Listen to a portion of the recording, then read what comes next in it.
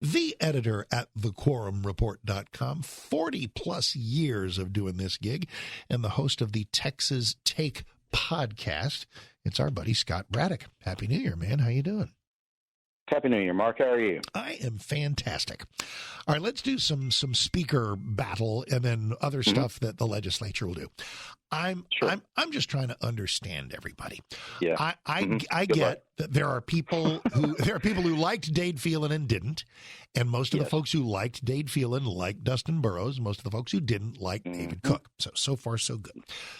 Some of that's right. You're close. You're close so far. Okay, there are a lot of cross currents here, Mark. You're right. I heard. Well, by the way, I want to say I did hear your fired up interview with Cody Harris, and it sounded like you thought that it would be nice and tidy if all the Republicans would just vote for the endorsed candidate of the caucus. But come on, man, nice and tidy. That's not how we do it. And it's not the way it's been in the past. Exactly right. Ever. And in fact, let's do a little history because we talk a lot about it, and everybody, all the conservatives whine about Joe Strauss and Dade Phelan. But has this caucus process, has it been so slavishly obeyed in the past? No. In fact, if you just go back to the last speaker race, remember when your friend and mine, Tony Tinderholt from North Texas, was running for speaker, and you could just switch all the people. Remember, at that time, the same groups of the same people who were supporting Tinderholt, they wanted Republicans to just ignore the caucus altogether and vote for Tinderholt instead, because at that time, the caucus had endorsed Dade Phelan for speaker, who, of course, went on to win the vote.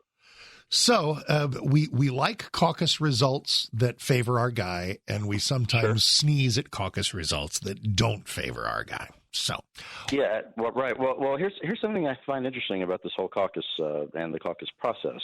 And I asked Ken Paxton about this week. He was on his tour earlier in the week. He was in Fort Worth and Tyler and here in the Austin area, and then in the Houston area, I think, in the Woodlands.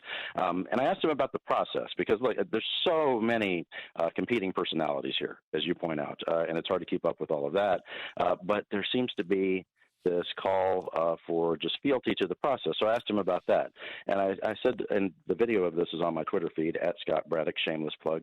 I asked him, what do you think about the process when it resulted in an endorsed Republican candidate for speaker who did the following things: voted to impeach you, Ken Paxton.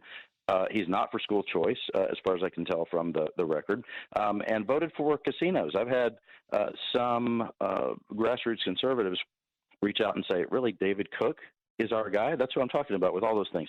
And what Paxton said was, well, look, it's not about personalities. He kind of sized up the question and said, well, it's not about that. The process, that's not up to me. And he said that David Cook did apologize to him. I guess that was in a private meeting. He didn't get into the detail, but he said Cook was apologetic about the impeachment vote.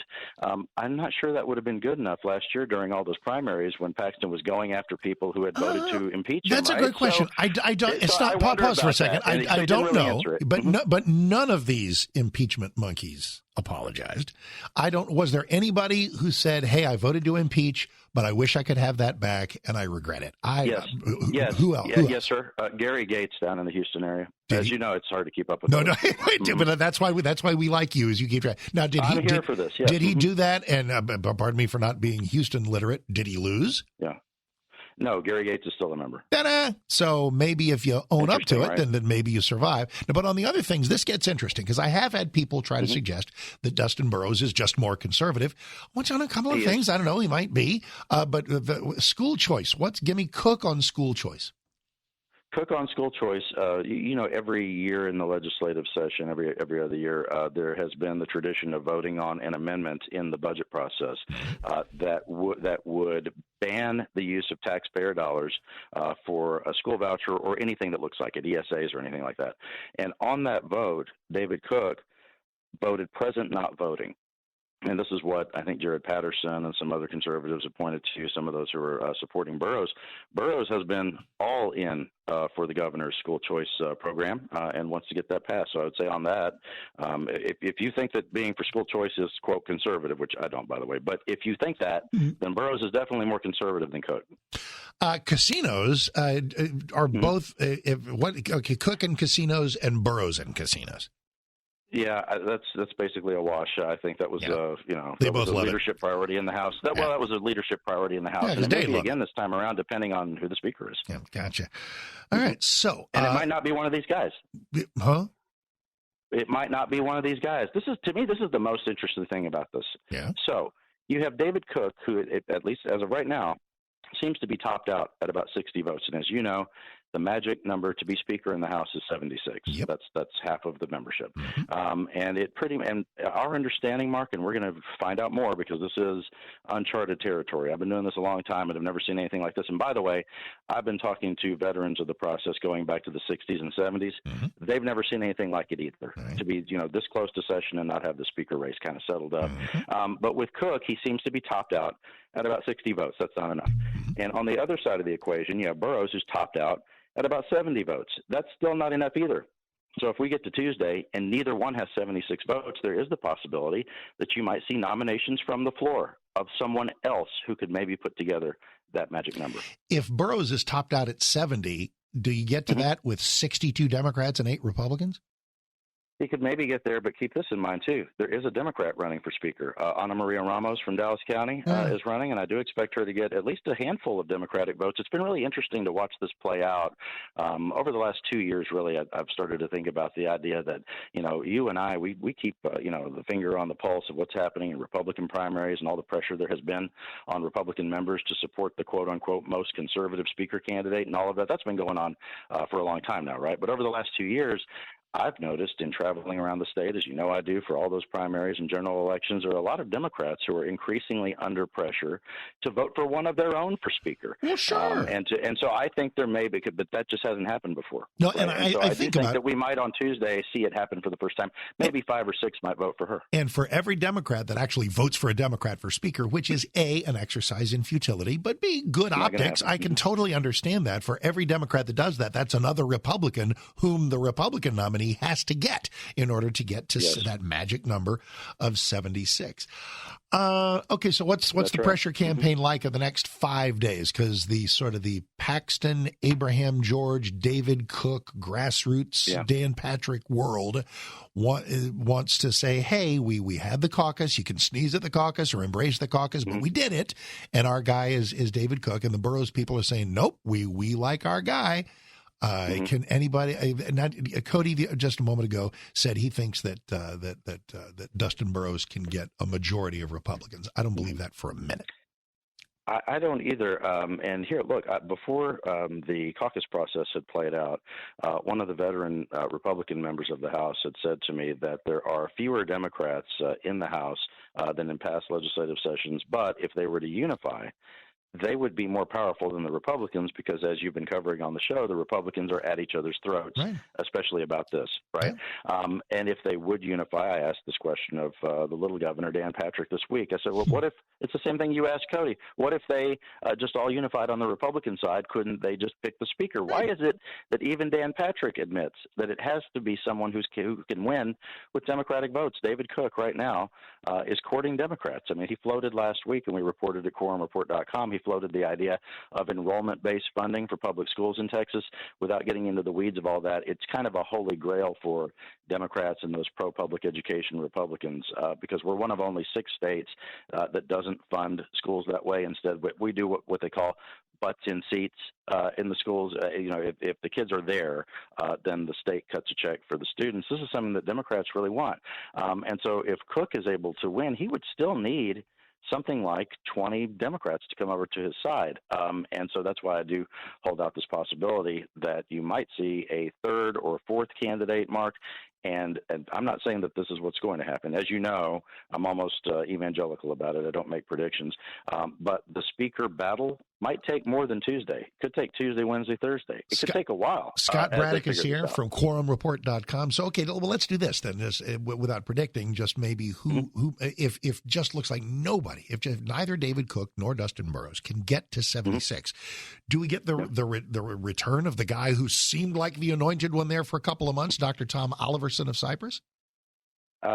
No, he can't put that number together either. Shelby Slauson was in there for 10 minutes. Who might be, who's on the list of people whose names might arise if neither Burrows nor Cook can get 76? let me put it this way. It can't be anyone who right out of the gate when they announced for speaker said that they would not accept Democratic votes. Right, so they have to have some Democratic votes. So here's my quick list: Ryan Guillen, who is a party switcher from the Valley. Keep an eye on him. He's a Republican now. He was a Democrat before. Todd, and this is a little pattern. Todd Hunter, who is from Corpus Christi area. He's been the state affairs chairman. Also a party switcher many years ago. He started out as a Democrat and now is a very conservative Republican. By the way, some of those started out as Democrats back when there were only Democrats, right? Exactly. They were very conservative Democrats. Phil Graham, Rick Perry Democrats. Yeah, exactly. And so I do think that those are some possibilities. And then you have the possibility of those folks being kingmakers trying to bring some more conservative Democrats. I would look at some of the more veteran Latino Democrats, including some of those from the Valley, who might want to be in that winning coalition come Tuesday, Wednesday, or Thursday. So I think one way to think about it is this. It's not that David Cook and Dustin Burrows, it's not that they can't get there. I mean, one of those guys could well be speaker, after next week.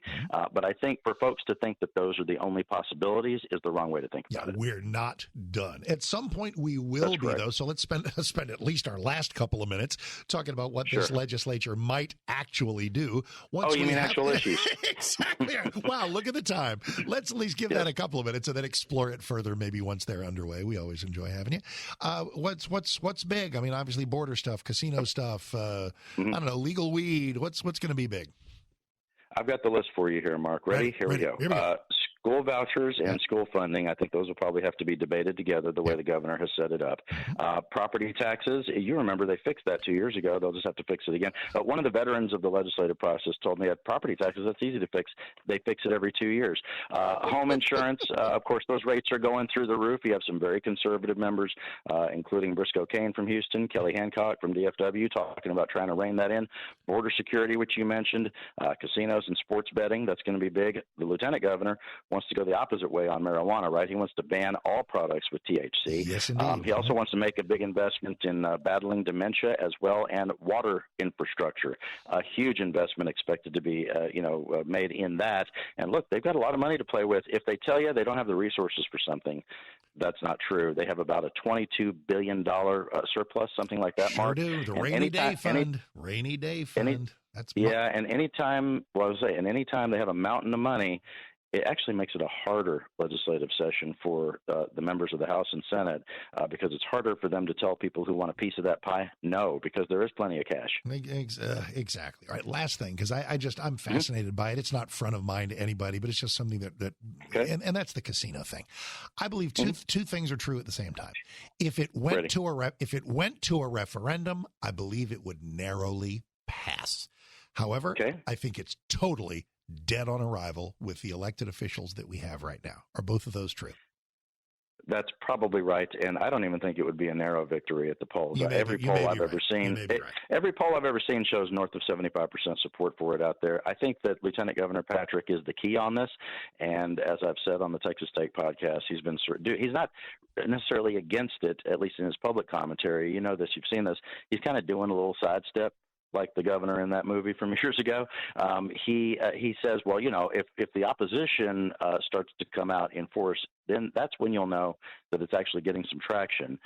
He says that the more than 100 lobbyists that have been hired by the casino operators, that they're not actually working the vote. He's just not telling the truth about that. Of course they are. They've been spending all this money lobbying and putting money into campaigns. But I do think that you want to keep your eye on the lieutenant governor. He's the key in this. The Governor Abbott, has said that he's at least open to resort casinos. He doesn't want to see a casino in every convenience store like you have in Oklahoma. Yeah. All righty, man. Hey, listen, once they're underway, we have much more, if this is even mathematically possible, much more to talk about. So let's do. Meanwhile, go at Scott Braddock, quorumreport.com, Texas Take Podcast.